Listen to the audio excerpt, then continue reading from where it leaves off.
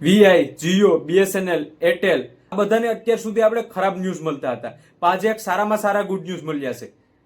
આપણી ગવર્મેન્ટ સરકારે ટ્રાય વાળાને કહી દીધું છે કે જે મહિનાનું આપણે 28 દિવસનું રિચાર્જ કરીએ છીએ તેમાં 30 દિવસનું કેમ નહીં, 28 દિવસને લીધે આપણે કાઉન્ટિંગ કરીએ તો આપણે 13 મહિનાનું રિચાર્જ કરીએ છીએ, પણ આપણે કરવાનું તો 12 મહિનાનું જ હોય છે.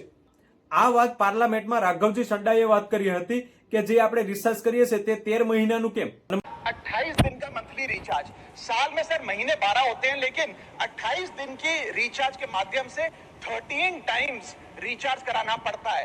મને સારું લાગ્યું કે રાઘવજી સડ્ડાએ પાર્લામેન્ટમાં વાત કરી છે અને આપણી ગવર્મેન્ટ સરકાર ટ્રાય વાળાને કહી દીધું છે કે તમે આની ઉપર કાર્યવાહી કરો. ઇન્ડિયામાં આવી ઘણી બધી પ્રોબ્લેમ છે, જો કોઈ અવાજ ઉઠાવશે તો આવું કામ સારું થશે.